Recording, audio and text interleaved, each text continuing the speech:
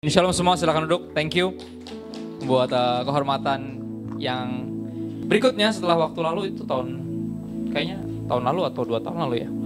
Tahun lalu ya. Saya bersyukur ada ini bisa bareng istri dan anak-anak saya. Ini istri saya, saudara, kenalin. Saudara pasti nggak percaya. Saya juga masih nggak percaya sampai hari ini. Dia mau jadi istri saya. Kita hampir 10 tahun menikah dari 2010 dan dikaruniai 2 anak.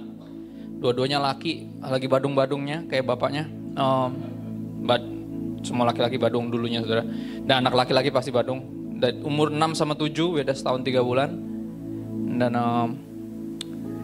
puji Tuhan, Tuhan mempercayakan saya terlalu banyak hal yang saya tahu saya nggak layak untuk menerimanya.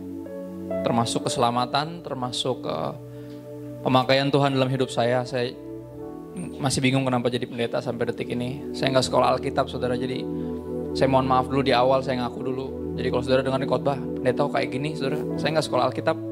Saya kuliah desain grafis di Universitas Pemeras Harta, ada di Karawaci, UPH. Kata teman-teman, uang papa habis, kata UPH itu singkatan uang papa habis. Saya bersyukur, bukan papa saya yang bayar. Saya kuliah dibayarin Tuhan Yesus, karena papa saya cuma dosen di sekolah tinggi teologi Bethel Indonesia. Dan pasti gajinya nggak cukup. Dia seorang hamba Tuhan yang sederhana.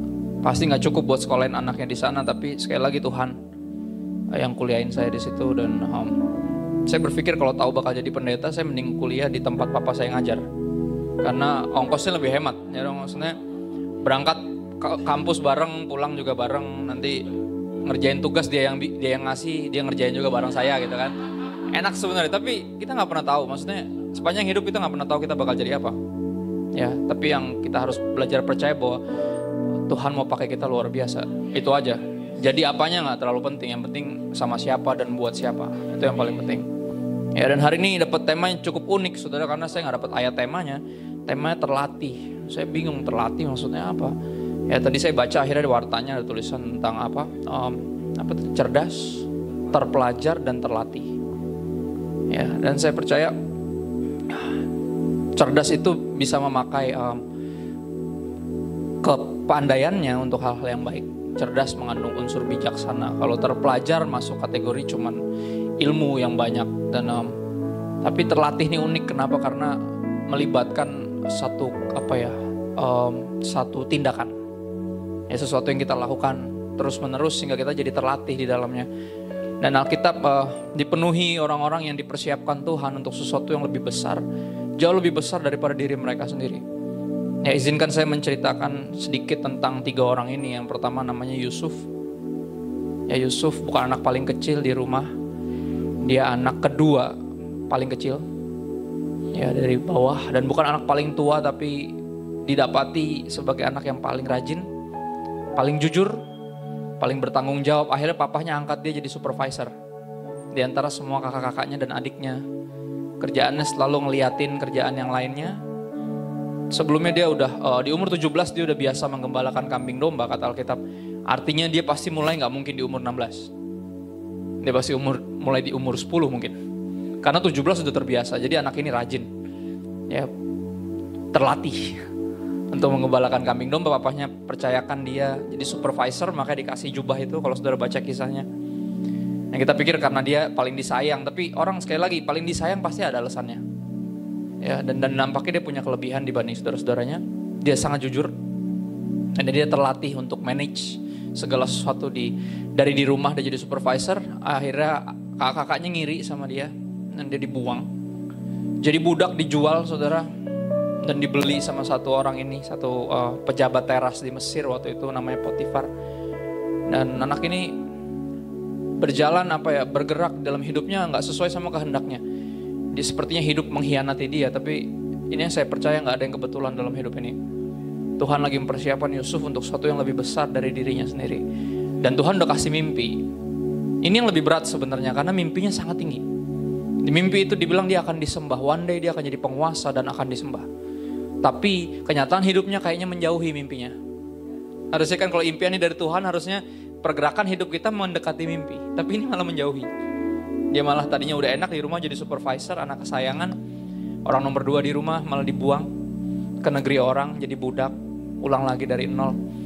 Ya, dibeli sama satu orang ini namanya Potifar, dan di situ dia kembali lagi melakukan yang terbaik. Karena dia tahu Tuhan punya rencana, walaupun rencananya Yusuf ini nggak sesuai, ini dia nggak pernah berpikir bakal sampai di sini. Akhirnya dia melakukan yang terbaik, dia jadi orang nomor 2 di situ. Dia jadi budak yang terbaik. Dia terlatih soalnya di rumah untuk melakukan semua itu. Jadi ketika di rumah orang dia melakukan hal yang sama. Ya, dia anggap bosnya udah kayak papanya sendiri. Dan dia melayani bosnya seperti dia melayani Tuhan. Dan buat saya itu yang menarik. Dia terlatih, sangat terlatih. Ya, akhirnya istri bosnya naksir sama dia. Dia terlalu ganteng. Masalah dia cuma di situ, saudara. Jadi yang hari ini yang merasa kurang good looking, kurang cakep atau kurang cantik, taruh tangan di dada dan bilang gini, puji Tuhan. Ya, karena terlalu ganteng juga salah, saudara. Masalah dia cuma terlalu ganteng, itu aja. Ya, jadi istri bosnya naksir dan ngajakin yang aneh-aneh. Yusuf nggak mau. Ya, akhirnya dia difitnah, masuk penjara, ulang lagi dari nol. Jadi napi, saudara. Kalau lihat bicara grafik, hidupnya bukan naik tapi turun. Tapi ini yang menarik, Tuhan lagi mempersiapkan dia untuk sesuatu yang lebih hebat. Ya, dia jadi terlatih, karena terlatih di rumah orang, habis itu di penjara, di rumah Prodeo dia juga terlatih. Dia ulang dari nol, dia jadi napi terbaik, saudara. Dia terlatih soalnya melakukan semua itu. Gak peduli di mana, gak peduli apa yang dia lakukan, dia selalu melakukan yang terbaik karena terlatih. Ya, dari situ dia selalu jadi orang nomor 2 di situ. Kepercayaannya sipir. Dan ada 2 orang yang dituduh meracuni raja. Dua-duanya punya mimpi dan Yusuf ceritain arti mimpinya. Dia orang yang sangat melayani, peduli orang, dan dia bilang kamu gak salah, ini orang yang akan yang ini yang salah, yang ini enggak. Akhirnya benar, yang satunya dibebasin. Dia bilang saya bakal ingat sama kamu. 2 tahun kemudian raja punya mimpi dan gak ada yang bisa ngertiin, dan orang ini baru ingat. 2 tahun lalu ada yang bantu saya di penjara, dia ngertiin mimpi. Diceritain ke raja-raja, ada orang itu, dan raja bilang kayak lu gila banget, maksudnya gue demen orang-orang sakti kayak gini, kenapa lu bisa tahu ada orang sakti kayak gini dan lu lupain dia. Panggil dia ke sini. Ya, dari penjara dibawa ke istana raja. Satu-satu breakthrough. Dari bawah tiba-tiba naik ke atas. Jadi pakai jubah. Raja nanya nasihat, saya punya mimpi, artinya apa? Yusuf bilang artinya gini. Nanti akan ada masa kelimpahan dan akan ada masa kesulitan. Dia terus mesti gimana? Kata raja, gini aja raja. Pas masa kelimpahan jangan dipakai semua, disisihin. Dan kemungkinan besar Yusuf orang pertama yang ngajarin nabung. Kemungkinan besar di sepanjang sejarah. Karena Firaun gak ngerti. Firaun tuh kaya raya gak ngerti nabung tuh apa sih. Dia cuma taunya ngabisin duit aja. Kaya bebas ya kan. Firaun mah bebas. Kalau sekarang orang bilang sultan mah bebas. Dia tahu cuma ngabisin duit. Tapi dia bilang jangan. Kumpulin sebagian, sisihin nanti. Nah pas masa kesulitan pakai yang ini. Terus dia bilang kayak saya belum pernah ketemu orang sebijaksana kamu dan segitu dipenuhi roh Tuhan. Ini orang kafir yang ngomong. Ini orang penyembah dewa dan dewi. Dia bilang orang ini dipenuhi roh Tuhan. Lihat. Ya, karena Yusuf selalu bilang bukan saya yang bisa ngertiin mimpi. Bukan saya yang sakti, tapi Tuhan yang kasih tahu saya arti mimpinya. Saudara, sekali lagi orang yang punya karunia harus terus ngingetin orang-orang yang lagi cari mereka bahwa ini dari Tuhan. Bahwa ini Tuhan yang buat, bukan saya yang hebat, bukan saya yang sakti, tapi Tuhan. Dan Firaun akhirnya ngomong gitu, dia bilang gini, kalau gak ada yang lebih hebat, lebih pandai dari kamu, kenapa gak kamu aja yang jalanin? Jadi wakil presiden. Detik itu juga. Tapi dia terlatih dari di rumah. Makanya apa? Tuhan persiapin itu. Sehingga nanti kepercayaan besarnya datang, dia gak norak. Gak bingung, gak tahu mau ngapain, dia tahu persis seperti yang dia biasa lakukan, yang sudah dia akan lakukan itu juga. Ya dia layani Firaun kayak dia layani Tuhan. Sama persis. Kolose 3 ayat 23, dia melakukan yang terbaik. Apapun yang dia bisa lakukan dengan segenap hatinya seperti untuk Tuhan, bukan untuk manusia. Tokoh berikutnya namanya Musa. Musa juga lebih keren lagi, saudara, diangkat anak sama Firaun juga. Ya, diangkat anak juga. Diangkat anak dari kali diambil. Dari kali diambil, digedein, hampir sama dibesarin di umur yang sama dengan anaknya Firaun sendiri, dibesarin dengan semua kepandaian Firaun, Mesir di sana orang-orang hebat, pasti jago berperang, jago strategi, pandai berbagai macam bahasa, dia dilatih sebagai itu. Dan akhirnya dia menyadari di usia dia udah cukup dewasa, dia menyadari bahwa orang-orang yang diperbudak ini bangsanya saya. Ya, dan dia berpikir gimana caranya buat nyelamatin bangsanya. Tapi dia nggak tanya Tuhan, itu jeleknya. Dia nggak nunggu waktunya Tuhan, dia pikir dia punya kuasa, dia punya otoritas, dan dia bisa ngapain aja. Nah akhirnya alih-alih jadi pahlawan malah jadi buronan. Ya, udah terkenal, udah hebat, punya segalanya, jadi pelarian, jadi napi, jadi perantau, nggak punya apa-apa, nggak dikenal. Ya, akhirnya apa? Dia bantuin satu perempuan waktu itu yang lagi digangguin banyak orang. Dan perempuan ini pulang, terus kata papanya, tumben kamu pulangnya cepet, kata papanya. Iya tadi ada yang bantuin saya. Siapa dia? Nggak tahu. Dia orang terkenal itu sampai nggak tahu. Jadi bukan siapa-siapa. Ya, terus kata papa gini, kamu gimana sih ada orang bantuin kamu, suruh ke rumah deh. Gitu. Ya akhirnya dibawa ke rumah. Dan akhirnya singkat cerita mereka menikah di situ dan Musa belajar jadi gembala. Mulai dari nol. Tapi kali ini sama Tuhan. Ya sebelumnya dia mulai dari nol karena nasib. Jadi tiba-tiba jadi kaya raya, jadi anak angkat Firaun, jadi pinter, jadi itu semua udah kayak nasib, enak banget nasibnya ya kan. Hoki banget nih orang gitu. Tapi kali ini bukan hoki yang bawa dia, tapi Tuhan. Tuhan yang panggil dia ketika dia udah 40 tahun jadi gembala, mulai dari nol, belajar menggembalakan. Kenapa? Karena nampaknya Tuhan siapin dia untuk menggembalakan satu bangsa yang besar keluar dari perbudakan. Bangsanya sendiri. Dia gak pernah mikir, gak pernah mimpi sampai mesti berhadapan dengan teman sepermainannya dari kecil. Dan dia bilang apa? Bebasin bangsa ini bangsa saya. Siapa yang suruh? Tuhan. Tuhan yang mana? Yang jelas bukan Tuhan yang dulu kita sembah. Bukan yang ada ribuan dewa dan dewi ini, bukan yang ini. Tuhan yang benar. Ya. Dia terlatih, dipersiapkan sama Tuhan untuk sesuatu yang lebih besar. Dan khususnya ketika jadi gembala, dia diajarin. Kenapa? Karena dia akan seperti menggembalakan domba yang nakal-nakal, yang dikit-dikit ngedumel, dikit-dikit ngeluh, berasa lebih tahu dari Tuhan. Ya nggak bisa diatur, dan dia terlatih berpuluh-puluh tahun untuk Tuhan persiapkan untuk jadi gembala satu bangsa yang besar. Ada satu lagi namanya Daud. Daud juga kisahnya sama. Dia dipilih jadi raja ketika dia terlatih menggembalakan kambing domba. Saya pikir dombanya banyak, kawanannya hebat. Ternyata cuma 2 atau 3 ekor. Tapi lawannya itu yang ngeri. Dia melindungi 2-3 ekor domba dari singa, dari beruang. Dan Tuhan nampaknya mempersiapkan dia untuk melawan satu orang yang dari lahir dipersiapkan jadi tentara, jadi jadi senjata negara, namanya Goliat. Jadi makanya ketika semuanya jiper, ketika kakak-kakaknya yang anggota pasukan perangnya Saul waktu itu kerajaan, ketakutan, semuanya takut. Bahkan Saul tuh artinya raksasa. Saul itu tingginya lebih tinggi, semua orang segininya dia. Harusnya bisa lawan itu Saul. Secara dia rajanya Israel. Tapi Saul bahkan gak punya nyali. Dia lupa bahwa Israel umat pilihan Allah, artinya Tuhan beserta dia. Dia lupa. Kenapa? Karena semuanya yang diandalin kekuatannya sendiri. Ketika dia berdiri, Goliat di sini semuanya jiper. Daud yang kecil ini berdiri, dia bilang, siapa orang ini yang menghina Tuhan kita? Siapa dia? Daud gak takut. Kenapa? Karena Daud gak tahu seberapa kuat Goliat. Yang Daud tahu cuma satu, seberapa kuat Tuhan. Itu doang yang dia tahu. Dan dia bilang, udah sini saya yang lawan deh. Kamu anak kecil tahu apa? Tahu perang, ilmu perang juga gak tahu. Saya biasa gembalain kambing domba. Terus saya biasa lawan singa sama beruang. Saya dipersiapkan, saya terlatih untuk ini. Biar saya maju. Dipakein baju perang kegedean. Udah, gue gak biasa pakai kayak ginian. Biar gue maju pakai apa yang ada di tangan gue. Tapi sama Tuhan. Ya. Sekali lagi, kita mungkin gak punya banyak, gak sehebat orang lain. Tapi kalau bersama Tuhan beda lagi. Karena kekuatan kita ya Tuhan itu, bukan kita sendiri. Kita akan melakukan perkara yang hebat yang kita gak pernah pikir bisa. Daud dari cuman gembalain 2-3 ekor domba jadi raja atas bangsa yang besar. Tuhan melatih dia. Dia terlatih. Ya, hari ini ada 3 poin saudara, kalau saudara suka nyatet.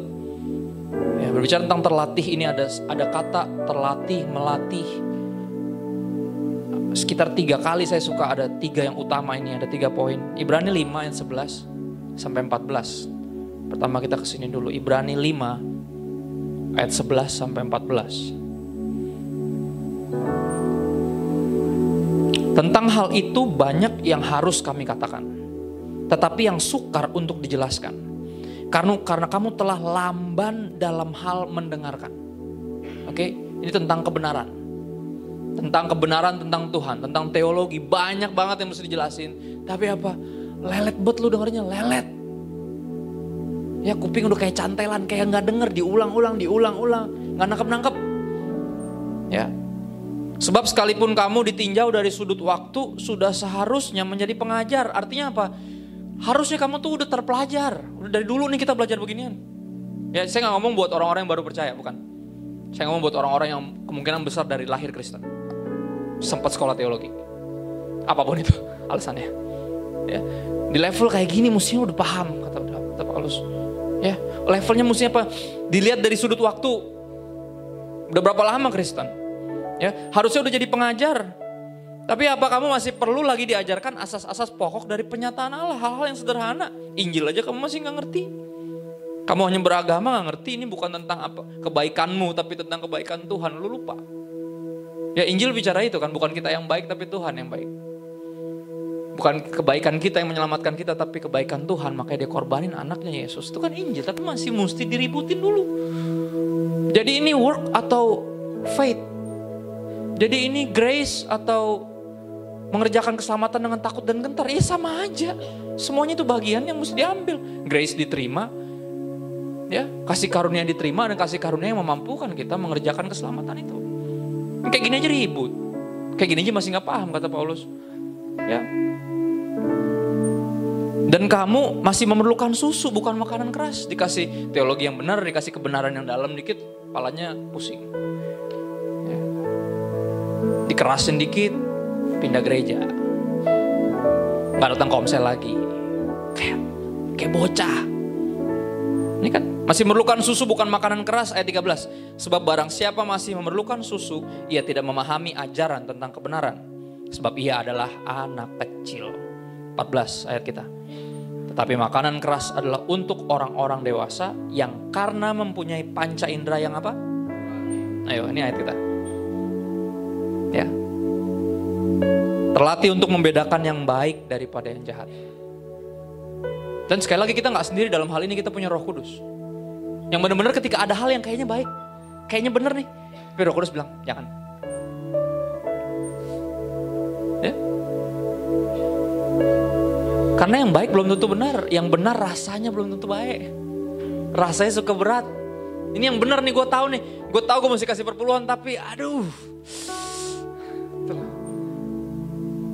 Gue tahu nih ada tentang buah sulung nih, tapi aduh. Ya, sekali lagi Roh Kudus yang mampuin kita. Panca indera yang terlatih, yang pertama, poin pertama, terlatih dalam kebenaran. Penting. Karena kecerdasan bicara tentang pengetahuan, terpelajar juga sama, informasi. Tapi terlatih ini beda lagi. Ya kita mengenal Tuhan secara pribadi. Kita gak cuma cari ayat-ayat favorit kita doang. Kita mulai baca-baca ayat-ayat yang gak disuruh dibaca. Nah kita mulai mengenal Tuhan keseluruhan. Bukan cuma yang enak-enaknya doang. Tapi ketika dia ngambek, ketika dia kesel, ketika dia lagi gak sabar, ketika dia lagi kecewa, kita baca semua. Akhirnya kita mengenal dia secara keseluruhan. Kita terlatih dalam kebenaran, sehingga ketika ada doktrin yang aneh-aneh, ketika ada ajaran yang aneh-aneh, kita gak kebawa. Ya, ketika ada orang yang memfitnah Tuhan kita, ya masa Tuhan nyiptain neraka? Katanya dia kasih. Kalau dia kasih, masa dia nyiptain neraka buat nyiksa manusia? Gue gak bisa tuh percaya sama Tuhan yang kayak gitu. Nah ini orang yang tidak terlatih dalam kebenaran. Ya, Matius 25 ayat 41 bilang neraka gak dibikin buat manusia. Yesus yang ngomong. Neraka sedia untuk iblis dan para pengikutnya. Jadi Tuhan kita gak bikin neraka buat nyiksa manusia. Tuhan kita bikin neraka untuk iblis. Nah pertanyaannya, kenapa masih cukup banyak manusia yang cukup bodoh untuk mengikut iblis? Ingat, yang diciptakan buat kita apa? Sor, aku pergi ke sana untuk menyiapkan tempat bagimu. Makanya apa? Terlatihlah dalam kebenaran. Sehingga ketika dengar hal-hal yang jelek dari orang lain tentang Tuhan yang kita sembah, kita bilang kayak, ngomong apa lu mana tahu ini Tuhan gue tahu dia. God is good all the time and all the time God is good. Itu yang saya tahu. Nggak ada yang bisa membuat saya meragukan kebaikan Tuhan. Itu namanya terlatih dalam kebenaran. Bukan cuma tahu banyak tentang teologi, tapi mengenal Tuhan. Ya pengenalan yang bikin kita nggak gampang denger gosip tentang teman kita, bener gak? Ada orang, kita deket nih sama teman kita. Tiba-tiba ada orang lain datang ngomongin teman kita. Lu tahu nggak dia tuh sebenarnya kayak gini. Kalau kita nggak terlalu kenal, kita bilang kayak, oh ya, wah, gue deket banget lagi sama dia. Enggak, kalau kita deket banget, kita akan bilang kayak, ngomong apa lo, gue kenal dia. Nggak gampang diganggu-ganggu, terlatih dalam kebenaran. Jadi jangan cuma baca, tapi sungguh-sungguh minta sama Tuhan, Tuhan, bukakan dirimu lebih lagi, saya rindu mengenal Engkau lebih dalam. Sehingga iman saya nggak gampang dibikin goyang. Sehingga pikiran ini nggak gampang meragukan kebaikan Tuhan. Nggak berpikir tuh, aduh kayaknya Tuhan ada yang diumpet-umpetin ya, ada yang disim. Dosa pertama kan masuk gara-gara itu. Gara-gara manusia dibikin meragukan kebaikan Tuhan. Tuhan tuh nggak mau lu jadi kayak dia. Kalau lu makan tuh lu jadi kayak dia nggak kasih tahu itu kan. Dia bilang apa? Kalau lu makan buah ini lu pasti mati. Enggak mati. Kata siapa mati? Lu jadi kayak dia. Akhirnya apa, dimakan lah tuh buah, bukan jadi kayak dia, malah jadi kayak dia. Kayak setan malah jadi tertipu. Karena apa? Diganggu. Tidak terlatih dalam kebenaran. Saudara, teologi sejatinya bukan masukin ke sini. Ini dipakai ketika belajar. Tapi nggak berakhir di sini, berakhirnya di sini. Bukan kepala yang tambah besar ketika tahu banyak tentang Yesus. Tapi hati yang tambah besar. Terlatih dalam kebenaran bicara itu. Yang tadinya nggak bisa mengampuni jadi bisa mengampuni. Karena dia belajar ternyata kita yang nggak layak diampuni oleh dia. Dan gue tahu gue nggak layak, lu nggak layak untuk gue ampunin, gue tahu. Tapi karena gue juga nggak layak, jadi gue kasih pengampunan. Karena gue terima ini juga bukan karena gue layak. Hati yang tambah besar, terlatih dalam kebenaran. Berikutnya 1 Timotius 4 ayat 7 sampai 8. 1 Timotius 4 ayat 7 sampai 8. Paulus tulisin dari penjara. Ini anak rohaninya Paulus. Paulus nggak merit, nggak punya anak. Ini anak rohaninya. Anak rohani yang harus jadi gembala di saat yang sangat-sangat bahasa medisnya prematur. Dia terlalu muda sebenarnya. Tapi Paulus di penjara, mau gimana lagi? Paulus bilang apa, tim? Gue kayak nggak bakal keluar nih. Dihukum mati gue. Dikasih surat ada 2, 1 dan 2 Timotius. Itu saya selalu bilang sama pemimpin-pemimpin muda, anak hamba Tuhan yang masih muda. Saya bilang lu baca deh 2 surat ini. Banyak harta buat lo. Dari orang yang sangat mengasihi anak rohaninya. Ya, dan punya impian besar yang gak bisa dilanjutin, tapi dia tahu anak rohaninya harus siap melanjutkan itu.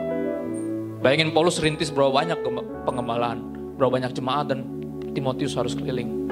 Dan dia harus gembalain satu kota yang sangat besar waktu itu. Anak ini masih muda. Dan Paulus ngomong gini ke Timotius, tetapi jauhilah tahayul dan dongeng nenek-nenek tua. Saudara, saya tahu sebagai manusia kita harus menghargai yang namanya budaya, menghormati orang tua kita. Tapi ketika dongeng-dongeng ini udah gak nyambung sama kebenaran, kita harus dengan hormat, bukan dengan kurang ajar, bukan dengan sok tahu, bukan, dengan hormat. Kita bilang apa, mah ini gak sesuai sama firman Tuhan. Ya, gak sesuai. Kita mesti bisa jelasin kenapa gak sesuai. Bukan kayak, oh sekarang saya udah Kristen dan sekarang bukan gitu. Itu namanya fanatik. Bedain terlatih dalam kebenaran, kita bisa jelasin. Kita bisa jelasin, ini loh Mi,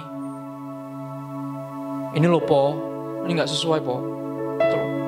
Mesti bisa berani. Tapi dengan hormat, bukan dengan sok tahu kayak tiba-tiba udah jadi Kristen, tiba-tiba bukan. Itu membuat orang boro-boro dimenangin, malah dianggap anak durhaka kita.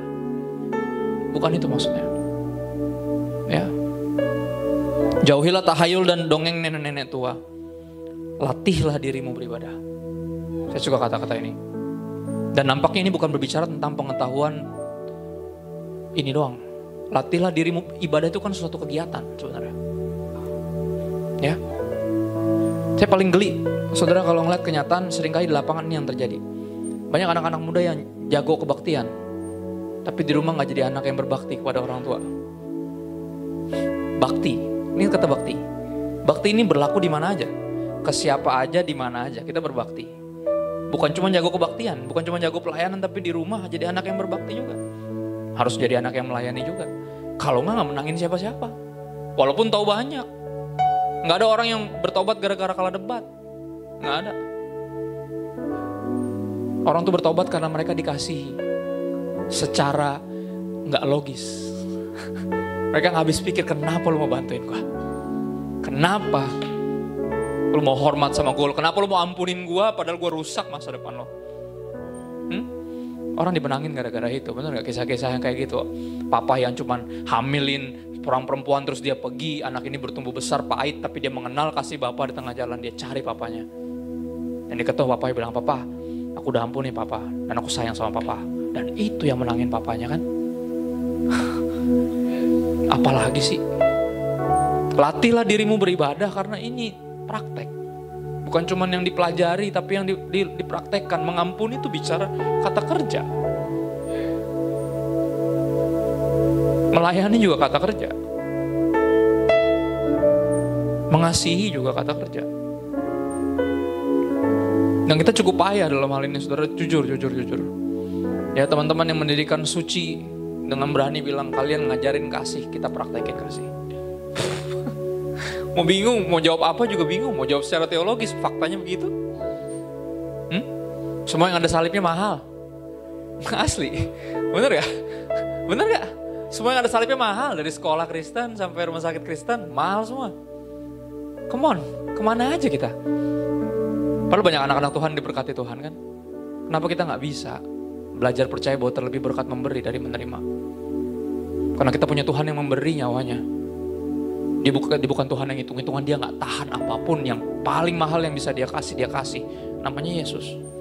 Terus kenapa kita jadi terkenalnya yang ada salibnya mahal? Saya sedih banget, tapi ada teman-teman saya dengan berani di Solo bikin satu sekolahan yang rintis, sempat setahun gak ada murid sama sekali.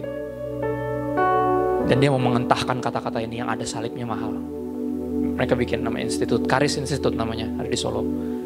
Ya, ngambil sekolah yang udah hampir punah. Diambil di situ.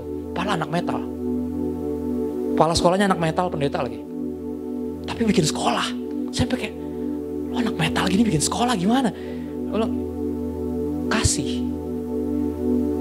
Ya, ketika nggak cuma sibuk mengkritik semua yang ada salibnya mahal, tapi dia mikir kita mesti bikin sesuatu. Ya, latihlah dirimu beribadah karena beribadah itu kata kerja. Nggak bisa cuma dikritik doang. Sibuk bercerdas-cerdas dan terpelajar ria. Enggak. Latihlah dirimu beribadah. Latihan badani terbatas gunanya. Ya yang nge-gym, yang lari pagi, yang sepedaan, yang rajin olahraga. Tetapi ibadah itu berguna dalam segala hal. Karena mengandung janji baik untuk hidup ini maupun untuk hidup yang akan datang. Ya, we go to church to learn how to be the church. Kita pergi ke gereja untuk belajar jadi gereja karena kita dibutuhkan di luar sana untuk jadi gereja. Gereja itu bukan bangunan ini. Gereja bukan organisasinya tapi Anda dan saya orang-orangnya. Dan kita kesini diajarin. Jadi gereja tuh kayak gimana sih? Tubuh Kristus tuh yang kayak mana sih? Anak-anak Tuhan tuh yang kayak mana sih? Baru di luar kita praktekin. Kita latih diri kita beribadah. Ya, latih diri. Belajar sabar, belajar dengerin. Ya kita kan jago ngomong. Padahal mulutnya satu, kupingnya dua. Harusnya logikanya lebih kuat mendengar daripada berbicara. Tapi kita lebih seneng ngomong daripada dengerin kan. Tapi di gereja kita belajar. Mau gak mau untuk mendengar kan. 45 menit, 1 jam dengerin satu pendeta ngoceh. Mungkin masih jauh lebih muda dari Anda. Nih orang tahu apa sih? Mungkin saya gak tahu apa-apa. Saya cuma tahu firman Tuhan. Udah itu aja. Dan saya juga lagi melatih diri saya beribadah. Sama kok. Ya, ini ayat pertama buat saya, bukan buat Anda. Baru buat kita semua. Ini buat kita semua. Kita sama-sama kok di sini. Nggak ada yang lebih hebat, nggak ada yang lebih suci. Paulus memanggil siapapun yang membaca suratnya sebagai apa? Saudara-saudara. Dia nganggap dia lebih kudus dari yang lain. Roma 12 ayat 1. Saya suka ayat ini tentang beribadah. Karena artinya sangat menyeluruh. Ibadah itu bukan cuma 2 jam di hari Minggu. Ya, penyembahan tuh bukan cuma 2 lagu sedih di rundown lagu yang ada 3 lagu senang sama 2 lagu sedih, praise and worship. Enggak, penyembahan tuh seluruh hidup kita.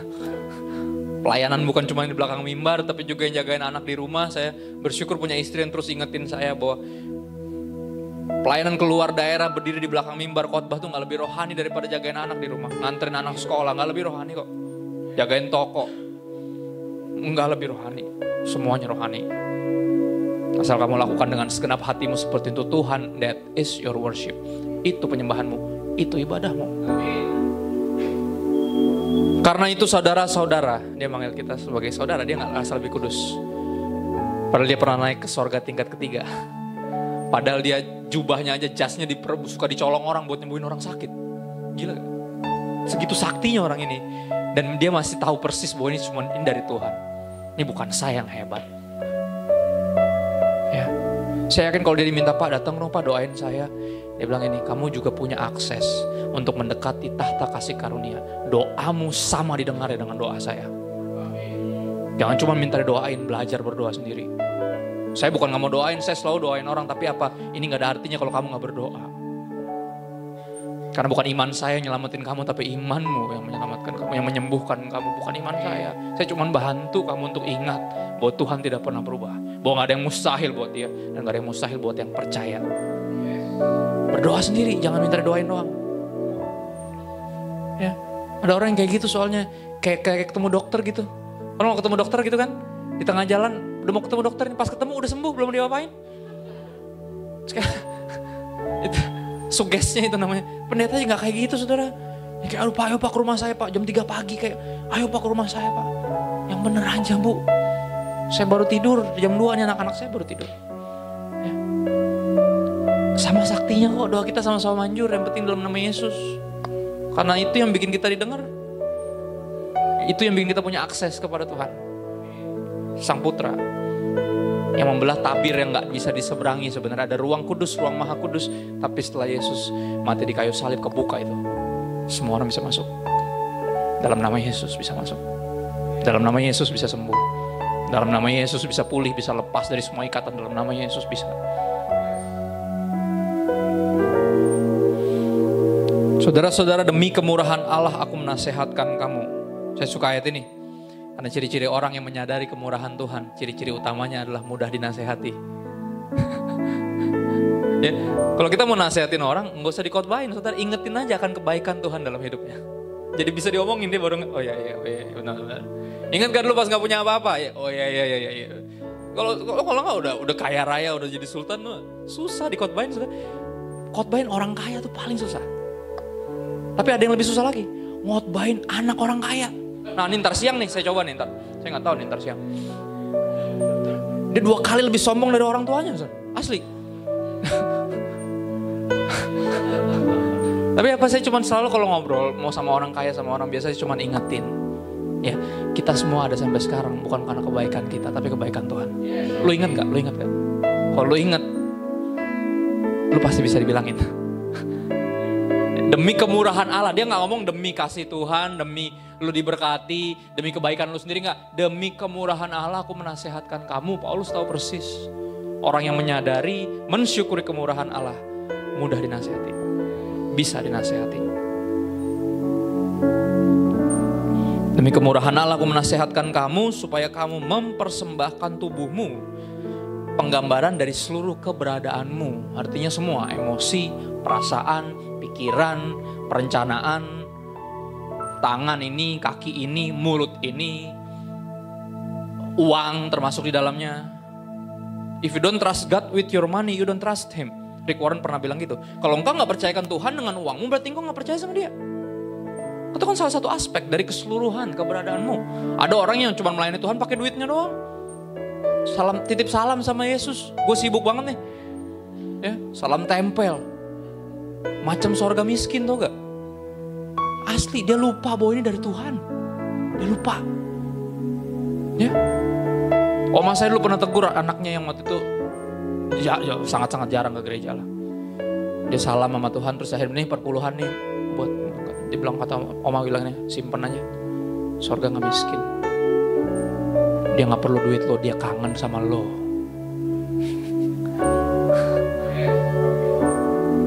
Tapi waktu adalah uang, tapi uang gak pernah bisa beli waktu. Kita tahu itu kan. Kita tahu itu persis, dan Tuhan gak butuh duit, kita gak butuh. Gereja perlu, tapi itu saudara sorga gak miskin. Jalan dari emas di sorga tuh. Diinjak-injak di sana. Ya. Persembahkan tubuhmu, seluruh keberadaanmu sebagai persembahan yang hidup, yang kudus, Dan yang berkenan kepada Allah itu adalah apa? Ibadahmu yang sejati. Poin kedua, terlatih beribadah. Latihlah dirimu beribadah. Ya, belajar tenangin diri di bawah kaki Tuhan, dengerin Dia. Belajar tuh doa tuh gak ngoceh terus gitu loh. Coba buka telinga, ini kan komunikasi. Nah kalau kita terus yang ngoceh, terus kapan dia ngomongnya? Ada orang yang terus, gue udah berdoa Kak, tapi Tuhan kayak diam aja. Ya lu ngoceh terus, gimana dia mau ngoceh? Coba buka Alkitab, tapi dia diam aja Kak. Lu buka Alkitab nggak? Enggak. Ya iyalah, dia kan ngomongnya lewat sini. Gimana sih? Hah? Itu kan kayak orang ngeluh, kok gak ada yang perhatiin gue ya? Gak ada yang nelfon gue ya? Tapi handphonenya mati. Kan ngaco. Ya, bilang Tuhan diam tapi Alkitabmu tertutup, sama kayak bilang gak ada yang nelfon gue tapi handphone lo mati. Come on. Dibuka dong Alkitabnya. Tuhan ngomong dari kita belum lahir. Dia udah berjanji, udah mengucapkan janji-janji itu, udah punya impian, dia udah bernubuat sebelum kita lahir. Ini buat kita semua nih ayat-ayat di sini. Dibaca dong. Nah kalau cari kehendak Tuhan sambil buka Alkitab, jangan cuma buka tangan terus berharap tuh ada suara dari sorga. Padahal kalau ada suara dikit kita langsung takut sendiri ya kan. Buka Alkitabnya. Perbanyak waktu baca. Bukan hanya biar tambah cerdas dan terpelajar, tapi biar mengenal Dia, biar mau denger Tuhan berbicaralah. Ya, speak to me. Itu ibadahmu yang sejati. Yang terakhir saudara, ada sukacita? Soalnya terakhir. Saya bertumbuh di gereja saudara, saya belajar kata yang terakhir itu paling ditunggu saudara, asli. Paling ditunggu. Kata yang berkuasa. Ya, ketika dibilang yang terakhir, saudara kalau peka saudara bisa dengar kayak tiba-tiba ada cerah semua gitu, terus tiba-tiba bisa dengar kayak ada kelegaan yang gimana gitu. Soalnya udah terakhir, ntar lagi beres. Ya kan? Berkuasa untuk menguatkan yang lemah. Membangkitkan, membangunkan yang ngantuk, dan menghiburkan yang lapar yang belum sempat sarapan tadi. Yang terakhir, tapi ini penting, ini yang saya bisa berani bilang ini terpenting. 1 Korintus 9 ayat 25 sampai 27. Ingat terlatih, kalau saudara ingat terlatih, bedanya terpelajar sama cerdas adalah terlatih bicara perbuatan, tindakan. Ya, jadi jangan cuma baca Alkitab buat tahu. Ahli Taurat sama Farisi juga tahu, tapi mereka salibin Yesus. Ya kan? Jangan baca buat tahu, baca untuk taat. Kalau udah tahu kebenarannya terus mau diapain? Lakukan. Itu namanya terlatih. Semakin sering melakukannya, semakin sering taat, semakin terlatih. Sama kayak bikin dosa. Dulu bikin dosa awal-awal emang gampang. Takut. Ingat gak dulu? Apa jangan-jangan udah lupa? Udah kebanyakan bikin dosa, jadi udah terlalu terlatih lupa. Kayak orang sekarang udah jalan, kita lupa dulu pas belajar jalan jatuh-jatuh, lupa kan? Cuma ada videonya, ada fotonya. Coba deh saudara ingat deh dulu zaman pertama kali bohongin siapa gitu. Takut banget. Kayak dosa banget gitu rasanya. Tapi makin kesini terlatih soalnya. Jadi terbiasa. Ketaatan juga sama, awal-awalnya susah. Tapi coba terus lakukan, lama-lama terlatih. Ya, latihlah dirimu beribadah, latihlah terlatih dalam kebenaran. Yang terakhir terlatih ini sudah 1 Korintus 9 25 sampai 27. Tiap-tiap orang yang turut mengambil bagian dalam pertandingan menguasai dirinya dalam segala hal. Mereka berbuat demikian untuk memperoleh suatu mahkota yang fana, tetapi kita untuk memperoleh suatu mahkota yang abadi. Dibilang ini kayak pertandingan iman yang hadiahnya hidup yang kekal. Kalau pertandingan dunia ini, hadiahnya dunia ini. Ya, anak kita nggak bisa ada dalam perlombaan yang sama. Artinya anak Tuhan gak kerja buat jadi kaya. Anak Tuhan kerja untuk bersyukur kepada Tuhan bahwa saya masih diizinkan untuk punya kerjaan, ya, untuk punya orang-orang, punya karyawan yang bisa saya lead one day kepada Kristus. Bukan cuma kerja buat saya, tapi one day saya akan berkatin mereka dan mereka bisa percaya sama Yesus. Bisa gak ngelihat itu sebagai ladang pelayanan? Bisa gak? Atau cuma jadi ladang penghasilan? Ya bisa gak? Karena ini tujuannya Tuhan memberkati kita. Bukan untuk jadi kaya, tapi untuk jadi berkat. Bisa gak? Kalau saya dulu kerja, walaupun saya tahu saya butuh duit. Ya untuk waktu itu istri saya lagi mengandung, anak saya baru lahir yang pertama, terus istri lagi lagi butuh-butuh semua tuh. Pampers, susu, dan imunisasi. Dan masih kerja di kantor waktu itu, gak punya banyak. Ya tapi masih ada aja orang yang minta tolong. Gue bilang ya ampun, kalau gue nolongin lu terus gue gimana? Gitu loh. Ada tuh momen-momen kayak gitu. Tapi saya tahu di situ saya diberkatin bukan untuk jadi kaya tapi jadi berkat, dan kami putuskan untuk jadi berkat. Ya, kami putuskan untuk lakukan itu, dan itu melatihnya susah. Asli susah, tapi lama-lama terlatih juga. Lama-lama ketika sekarang dia minta bantuan, ya udah, Tuhan nggak pernah ngutang kok. Kalaupun dia nggak bisa balikin, dia bilang ngutang tapi dia pura-pura gila, ya udahlah. Kalau pembalasan hak Tuhan, pembayaran juga seringkali bagian dia kok, bener. Seringkali Tuhan yang bayar, dia berkatin kita, dia punya berbagai macam cara untuk balikin apa yang orang itu pinjam. Mungkin kita ditipu, diapain. Sekali lagi belajar untuk Yehude, kasih dah, ya kan? Singa dari Yehuda. Jadi kita mesti belajar Yehude. Gimana? Sulit memang, tapi sekali lagi bukan nggak mungkin. Lama-lama terlatih juga kok. Lama-lama kita makin percaya bahwa nih, ketika kita diberkati lebih banyak, bukan naikin standard of living, tapi naikin standard of giving. Naikin standar memberi, bukan naikin taraf hidup, bukan. Ya, karena nggak ada yang dibawa juga, mau ngapain. Ya. Ayat 26, sebab itu aku tidak berlari tanpa tujuan, dan aku bukan petinju yang sembarangan saja memukul, tetapi aku melatih tubuhku dan menguasai seluruhnya. Yaitu kata-katanya itu melatih. Supaya sesudah memberitakan Injil kepada orang lain, jangan aku sendiri ditolak. Saudara, ini berbicara penginjilan. Yang terakhir adalah terlatih dalam menginjil. Ya, saya nggak sekolah Alkitab. Saudara pasti bingung, terus kenapa lu bisa khotbah? Terlatih. Dari awal saya bertobat 2008, saya baca Alkitab sebanyak-banyaknya. Sungguh-sungguh sendiri. Kalau dulu dibacain papa, kan biasa anak pendeta kan gitu. Nitip salam, imannya tuh nitip. Tapi apa, semenjak bertobat saya baca sendiri, saya dapat sesuatu, saya bagiin ke teman-teman saya. Saya mulai pendalaman Alkitab kecil. Ya, teman-teman saya datang karena penasaran. Bukan karena percaya, karena penasaran nih orang kenapa dah. Tumben banget nih orang gila nih. Gue pengen tahu gue dia ngomong apa kan gitu. Asli, saya cuma bagian yang saya dapat aja. Dari 4 orang waktu itu 2009. Ya, bersamaan dengan masuk kantor, dapat kerjaan, terus bikin pendalaman Alkitab. Kerjaan terus jalan, tanggung jawab sebagai laki-laki, tanggung jawab sebagai anak Tuhan. Tapi yang ini terus jalan juga. Ternyata Tuhan mempersiapkan saya untuk sesuatu yang jauh lebih besar dari yang saya pikirin. Tiap Kamis malam jam 7 sampai jam 9, kadang sampai jam 10, belajar Alkitab doang. Hampir kayak belajar bareng-bareng, cuman saya seminggu di depan dari teman-teman saya. Ya, dan itu ternyata latihan, belajar, mengajar, membentuk saya jadi orang yang sekarang. Ya, saya terlatih untuk menginjil, padahal nggak tahu cara-caranya. Saya cuma tahu persis gini, saya nggak tahu banyak hal. Ya teman-teman saya ateis bilang kayak dia ngomong macam-macam yang pinter-pinter, saya nggak nyampe otak saya. Saya bilang sorry bro, gue nggak sepinter lu. Gue nggak tahu banyak, tapi yang gue tahu cuma 2000 tahun yang lalu.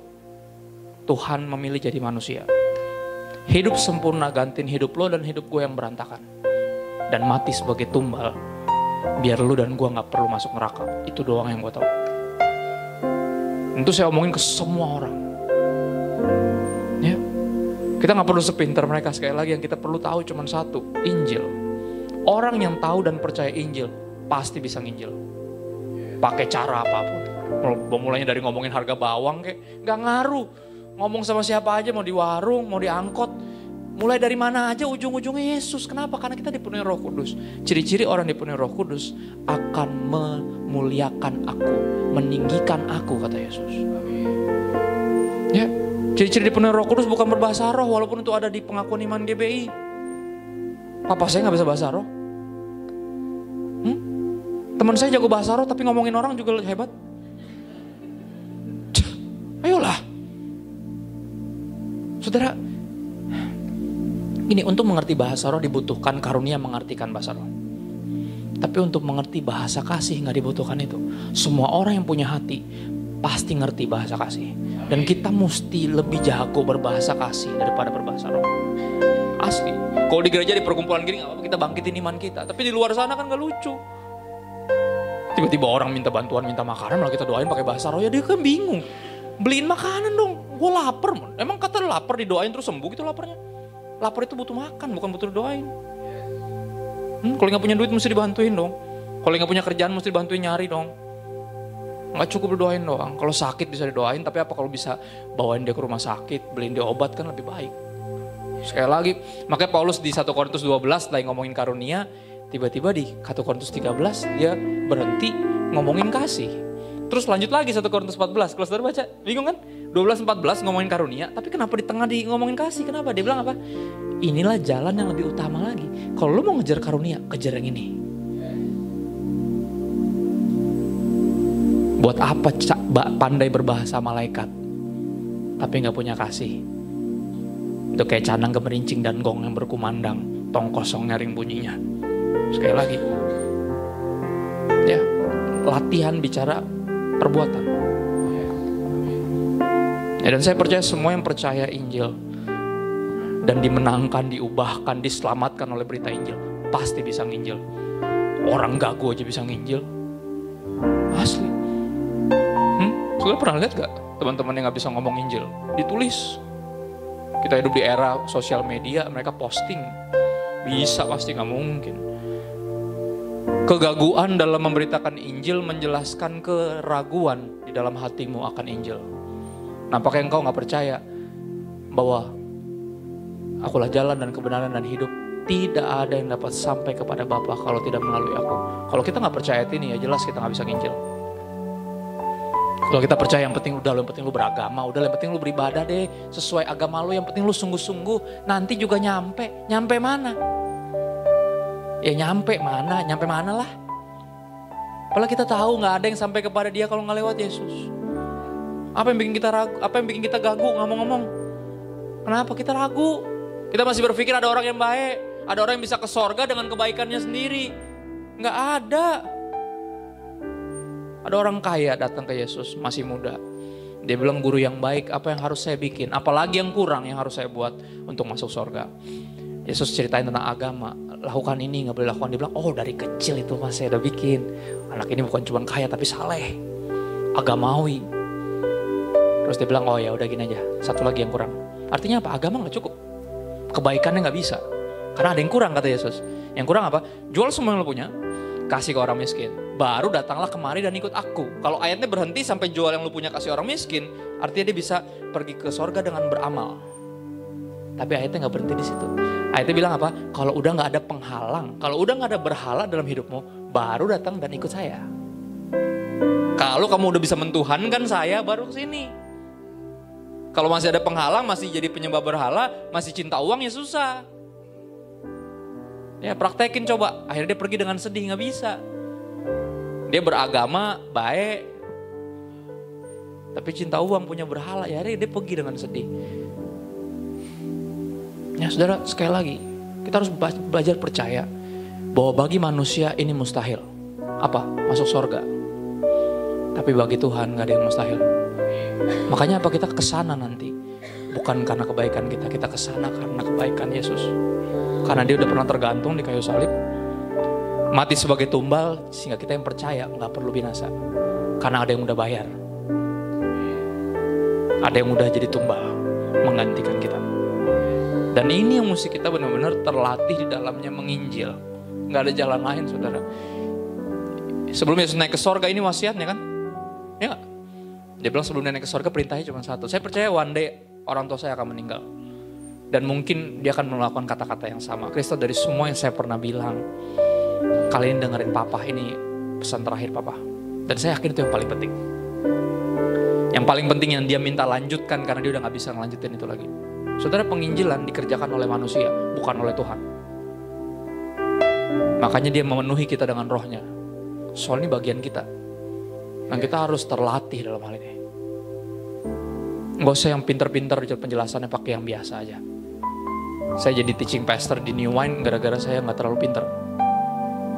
Ya, dia udah Om Robert udah berapa kali cari-cari anak-anak yang lulusan sekolah Alkitab, tapi kepinteran semua.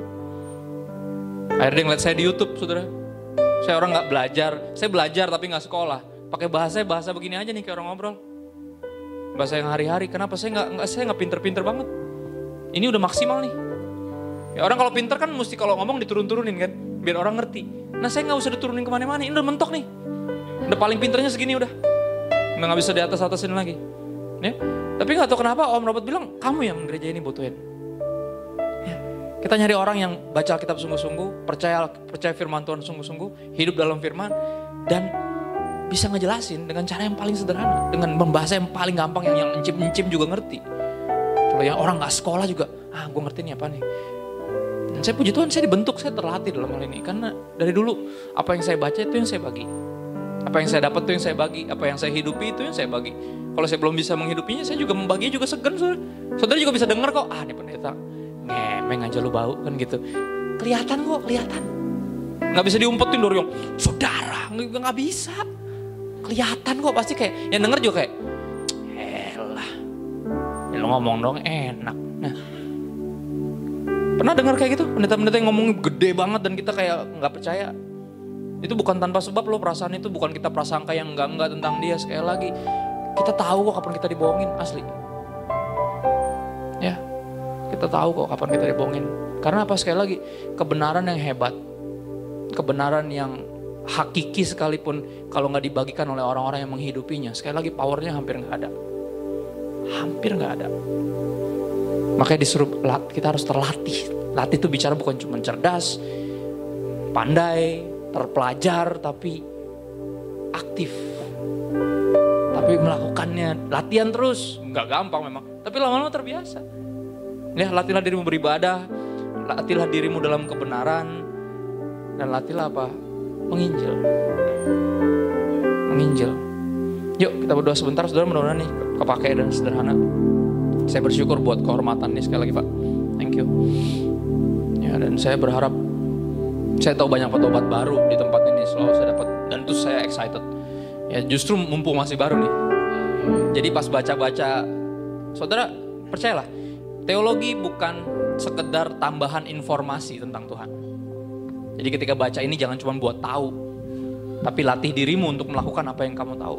Sehingga bertumbuh, kecerdasan yang bertambah, ya, kepandaiannya bertambah, makin terpelajar, tapi juga melakukannya. Jadi Anda akan jadi new breed Christians, Kristen era baru, yang benar-benar melaksanakan apa yang diomongin.